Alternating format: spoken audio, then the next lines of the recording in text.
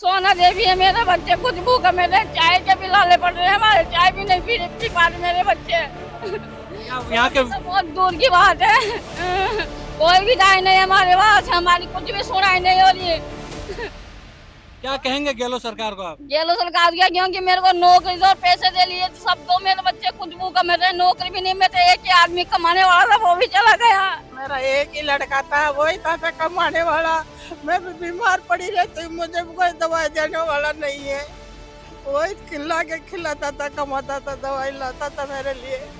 अब हम कहाँ जाए बताओ, किसके घर दरवाजे जहाँ हमारे तो भाई बंद सब पीछे सड़क गए, कोई नहीं पीछे हमारा साथ देता है हमारा। जी साहब, महेश जी जोशी साहब, रफीक खान जी साहब, बड़े बाजारों के अंदर सैकड़ों की संख्या में, हजारों की संख्या के अंदर उस पीड़ित परिवार को न्याय दिलाने के लिए पहुंच गए। लेकिन एक दलित, गरीब, मजदूर, निचला कुचला समाज के आदमी के साथ जब ऐसा हुआ तो आकर के ना तो सरकार का कोई नुमाइंदा यहाँ पर आकर के झांका, ना महेश जी जोशी, ना अमीन काग जी, जिस विधानसभा क्षेत्र में आदरणीय प्रताप सिंह जी खाचरियावास जी के विधानसभा क्षेत्र में ये केस हुआ, वैसे तो दलितों का हितैषी बताते हैं ये सरकार दलितों का हितैषी बताती। जयपुर शहर में कुछ दिनों पहले इकबाल नाम के युवक की हत्या हुई थी, जिसके बाद परकोटे में तनाव फैला।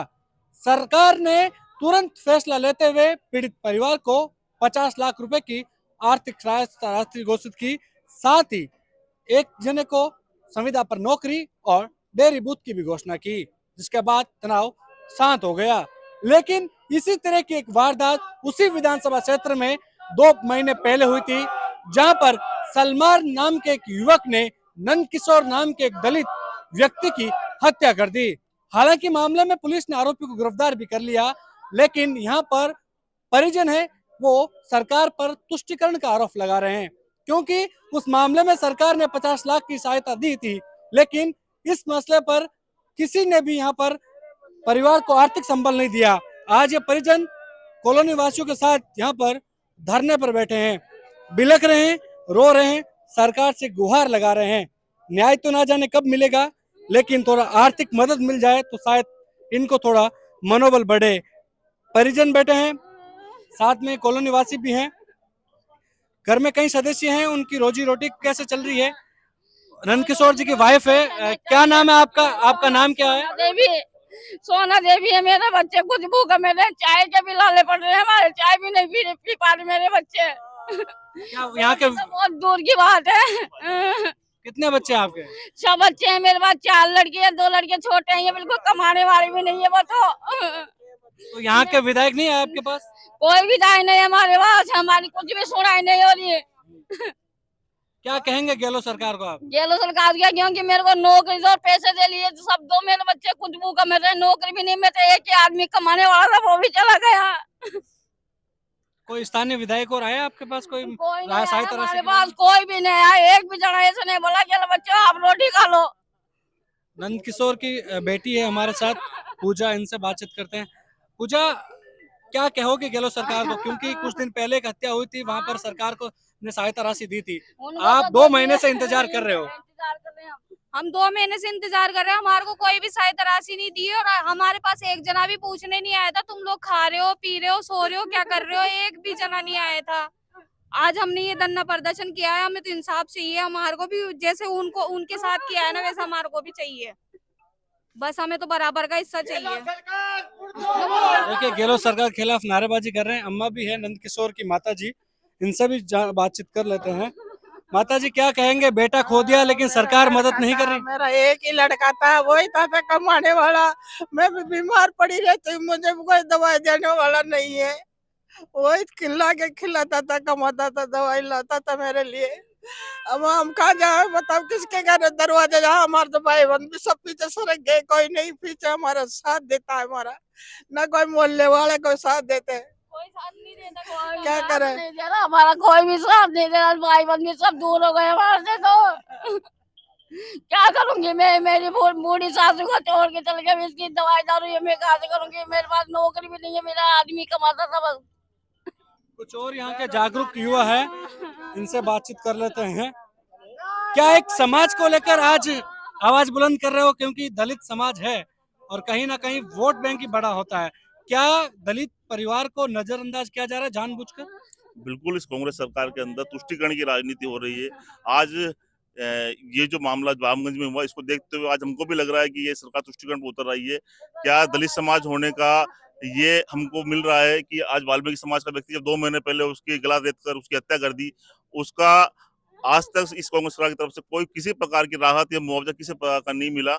यहाँ तक कि उस एफआईआर के अंदर एससी एसटी एक्ट जो लगाना था, वो भी उस एफआईआर के अंदर नहीं लगाया। इस कांग्रेस सरकार ने के अंदर ये देखने को मिला कि ऐसे दलितों को किस प्रकार से तुष्टिकरण करके दबाया जा रहा है। आज आपके माध्यम से आप सभी देखो, ये आज गरीब परिवार किस प्रकार से अपना जीवन यापन करेगा। आज इनके परिवार का बेटा जब चला गया है, आज कांग्रेस सरकार इनके दलितों की तरफ नहीं देख रही है। मैं आप सभी के माध्यम से ये भी कहना चाहूंगा कि आज हम सभी लोग इसलिए बैठे हैं और हम सभी लोग इस मुद्दे को लेके तभी उठेंगे जब हमारी मांगी मानी जाएगी, या कांग्रेस का कोई भी व्यक्ति हमारे बीच में आके यहाँ आएगा, तभी हम यहाँ से उठेंगे। क्या इकबाल की हत्या के बाद सरकार ने आर्थिक सहायता राशि घोषित की थी, क्या लगता है कि आपको भी कुछ इनकी बात मानेगी सरकार? देखिए, ये तो आप 4.5 साल से देख ही रहे हैं जिस तरीके से इस निकम्मी सरकार ने इन बेसहारा जो सबसे नीचे तबके के लोग हैं, जो दलित कहलाते हैं, उनके साथ आए दिन हत्याएं, बलात्कार, ये 4.5 सालों में चरम सीमा पर आ चुका है। मैं आपके चैनल से ये कहना चाहता हूँ, इस गहलोत सरकार को डूब के मर जाना चाहिए और यहाँ के विधायकों को भी। क्या ये लोग उनको वोट नहीं देते? क्या ये उनके वोटर्स नहीं थे? तो आज एक समुदाय के आदमी को, एक आदमी की हत्या होती है, उसको तुरंत 24 घंटे के अंदर उसकी मांगे मांग ली जाती हैं। हमारे आदमी के साथ 2-2 महीने तक उनको कुछ भी नहीं। तो ये दोहरी राजनीति, ये गंदी राजनीति जो गहलोत सरकार कर रही है, ये मुझे लगता है कि आने वाले चुनाव के अंदर ये गहलोत सरकार यहाँ से निमटने वाली है। और आपके चैनल के माध्यम से कहना चाहता हूँ कि जिस तरीके से हमारे आदमियों की हत्याएं मूंछ रखने पर, पानी पीने पर जो हत्याएं हो रही हैं, आज तक उन दलितों को 1 रुपया भी मुआवजा नहीं मिल पा रहा है। और कहीं ना कहीं देखते हैं कि दूसरे समुदाय के लोगों को 24 घंटे के अंदर जो मुआवजा दिया जा रहा है, वो एक बहुत ही शर्मनाक बात है इस गहलोत सरकार के लिए।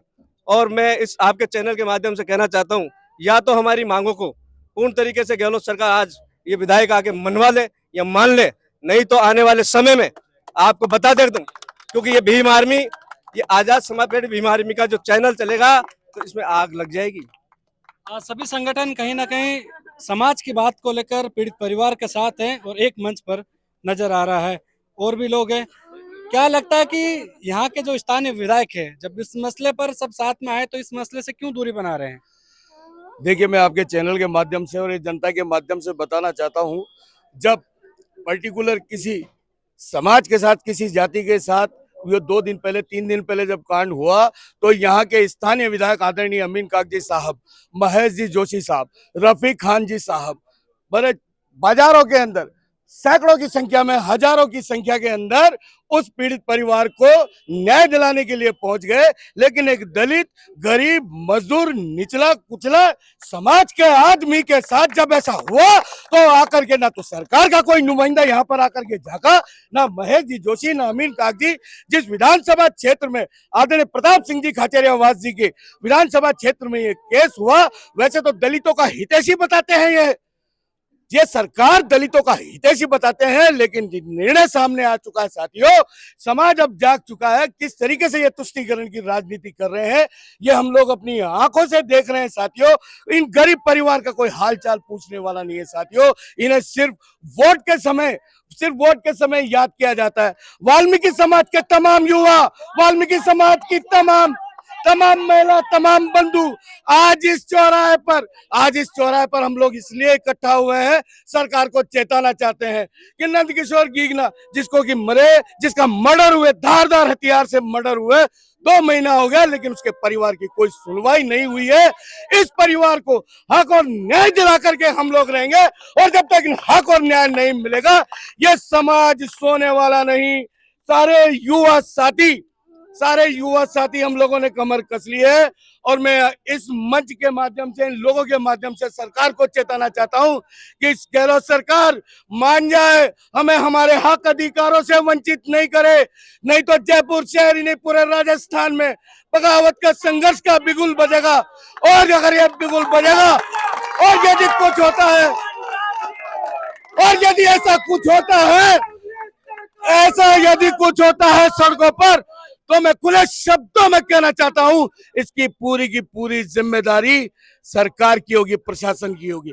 वाल्मीकि समाज देखिए ये कहीं ना कहीं आक्रोश है एक दलित परिवार के प्रति, क्योंकि जब दूसरे तबके को न्याय मिलता है तो इस तबके को क्यों नजरअंदाज किया जाता है। और कहीं ना कहीं सरकार से यही मांग है कि जो परिवार बिलख रहा है उनको आर्थिक सहायता देकर आर्थिक संबल प्रदान करे, ताकि वो भी अपना भरण पोषण आसानी से कर सके। कैमरा सहयोगी मनोज के साथ विशाल शर्मा, जयपुर, राजस्थान तक।